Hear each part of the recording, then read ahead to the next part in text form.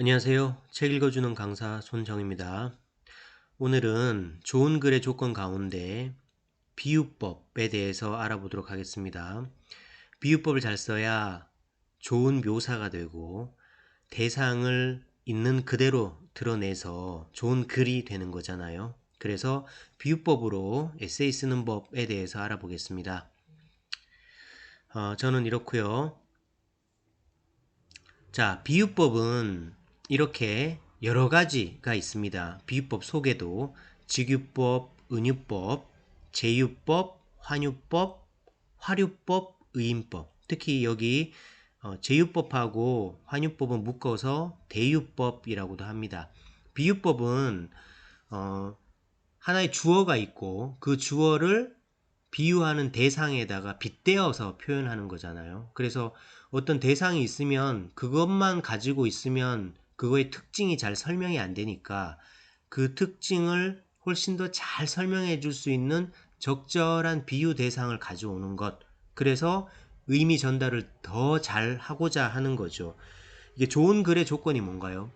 좋은 글이란 내가 쓴 내용, 내가 쓴 주제, 의도 이런 거를 독자가 잘 이해하는 것, 독자가 잘 받아들이는 것, 이제 이런 상태가 우리가 좋은 글을 썼다라고 하잖아요. 그래서 좋은 글을 쓰는 여러 가지 방법이 있을 텐데 그 중에 하나가 비유죠. 비유를 통해서 적절하게 묘사를 잘 해내면 좋은 글이 될 텐데 직유는 이런 거예요.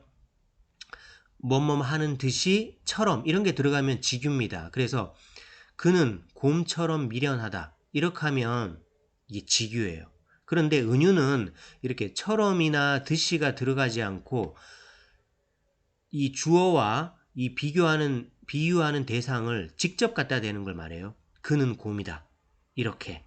그러니까 그는 소처럼 미련하다. 이거하고 그는 소다. 이거하고. 직유와 은유의 차이예요. 은유가 좀 더 강력하죠. 그리고 제유법은 뭐냐 하면 제유법은 어느 부분으로 속성 전체를 표현하는 걸 말해요. 그래서 오늘은 내 몸이 알코올을 원해. 이런 건 뭔가요?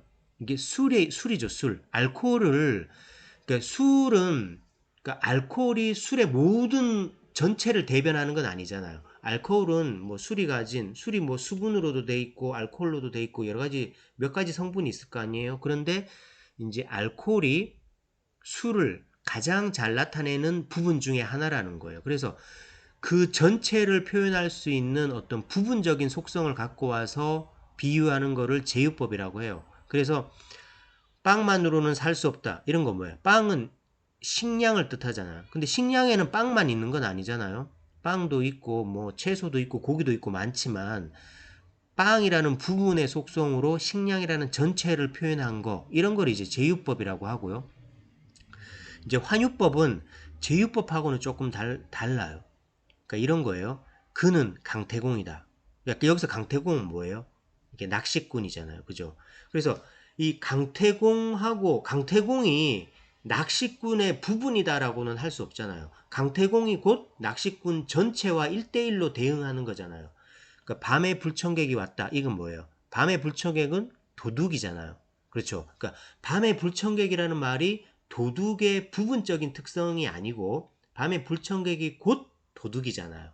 그래서 이런 식으로 대상 전체를 의미하는 다른 표현으로 이렇게 비유하는 거를 환유법이라고 합니다. 그래서 제유법하고 환유법은 묶어서 또 이제 대유법이라고 해요. 그 다음에 이제 화류법과 의인법이 있는데요. 화류법은 무생물을 생물로 표현하는 거고 의인법은 동물이나 식물을 사람으로 표현하는 거예요. 그래서 화류법은 죽어있는 사물을 이렇게 살아있는 것처럼 하는 건 화류고 그 살아있는 것 자체가 다시 인간처럼 보이게 하는 거는 의인법이라고 해요. 그래서 바위가 걸어왔다. 이렇게 하면 이제 바위는 원래 걸을 수 없는데 걷게 했으니까 이거는 무생물이 생물이 된 거잖아요. 그리고 강물이 슬피 흐렸다. 이거는 의인법이라기보다는 화류법인 거죠. 왜냐하면 강물이라는 무생물이 이제 생물이 할 수 있는 동물도 울 수 있잖아요. 그죠? 그래서 울었다고 해서 무조건 의인법이 아니라 여기서는 무생물을 살려냈기 때문에 화류법이라고 할 수 있습니다.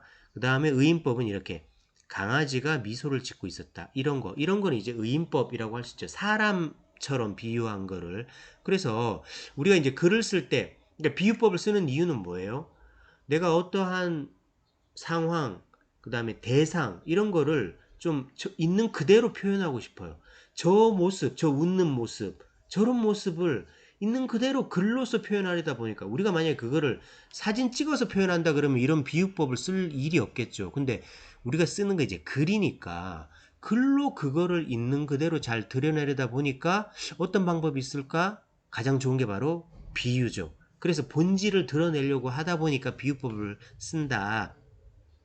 그러니까 비유법 중에 이제 제일 많이 쓰는 게 직유법하고 은유니까 직유법 사례 한승원의 글쓰기 교실에서 사례를 좀 가져와 봤습니다. 진한 쑥물을 부려놓은 듯한 산. 그러니까 산인데, 그러니까 5월에는 약간 연두빛이고 6월이 되면은 이제 실록이 아주 짙어져 가잖아요. 그러니까 이 산은 아마 6월이나 7월 정도의 산의 풍경이 아닐까요? 그래서 진한 쑥물을 부려놓은 듯한 산 이런 거죠. 그 다음에 눈송이는 눈송이인데 엄청 탐스러워요. 그래서 한밭꽃 마냥 탐스러운 눈송이. 이게 한밭꽃이 그 있잖아요. 이제 모란하고 이제 비슷한 꽃 있잖아요. 그걸 이제 한밭꽃이라고 하잖아요. 작약이잖아요. 작약. 작약 같은 게 이제 보통 5월 초나 중순에 이제 한밭꽃이 피잖아요. 그 한밭꽃을 보면 엄청나게 탐스럽잖아요. 그래서 아마도 이 눈송이가 굉장히 탐스러운, 그러니까 싸랑눈이나 뭐 이런 게 아니라 아주 탐스러운 눈송이였나 봐요. 그래서 저걸 어떻게 표현할 수 있을까 하니까 한밭꽃을 비유하자 이렇게 직유법으로 쓴 거죠.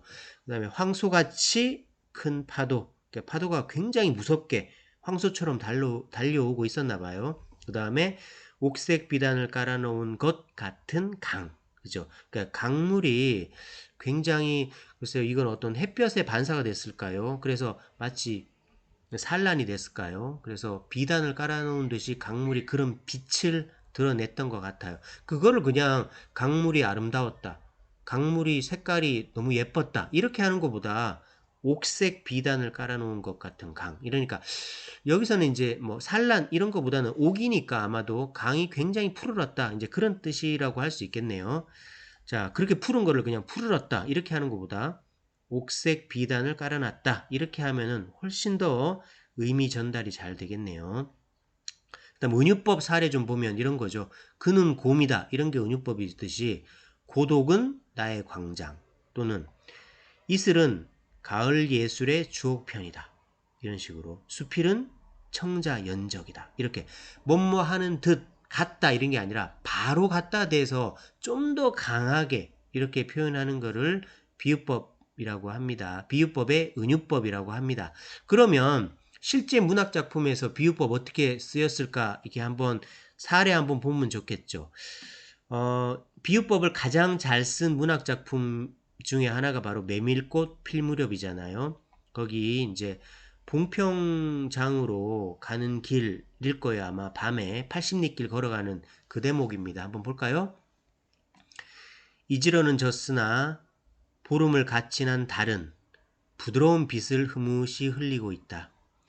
대화까지는 80리의 밤길, 고개를 둘이나 넘고 개울을 하나 건너고 벌판과 산길을 건너야 된다. 길은 지금 긴 사너리에 걸려 있다. 밤중을 지난 무렵인지 죽은 듯이 고요한 속에서 짐승 같은 달의 숨소리가 손에 잡힐 듯이 들리며 콩포기와 옥수수 잎새가 한층 달에 푸르게 젖었다. 사너리는 온통 메밀밭이어서 피기 시작한 꽃이 소금을 뿌린 듯이 흐뭇한 달빛에 숨이 막힐 지경이다. 붉은 대궁이 향기같이 애잔하고 나귀들의 걸음도 시원하다.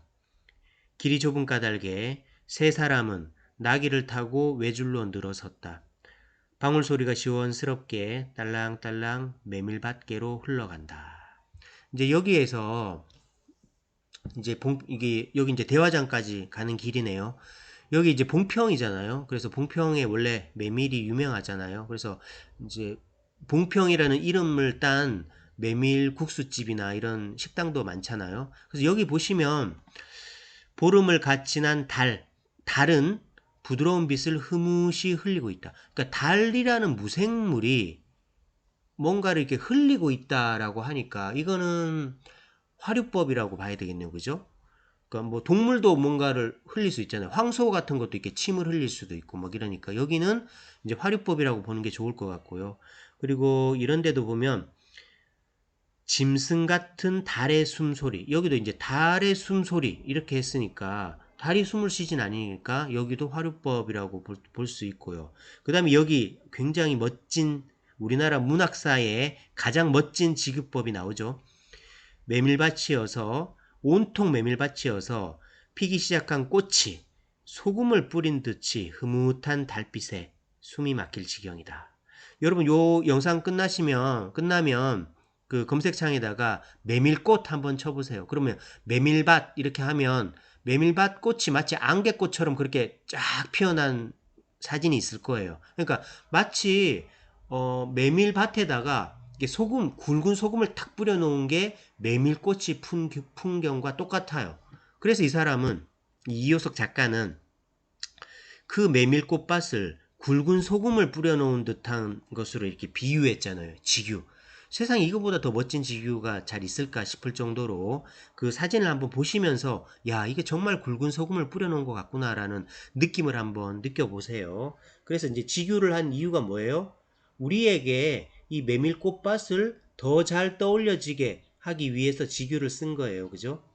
그리고 이제 이 뒤에도 어 이제 묘사도 굉장히 좋잖아요. 여기도 보면 이렇게 나귀들이 이렇게 걸어가는데 걸음걸이가 시원하다. 이렇게 한 것도 멋지고요. 그 다음에 여기 또 묘사가 좋네요.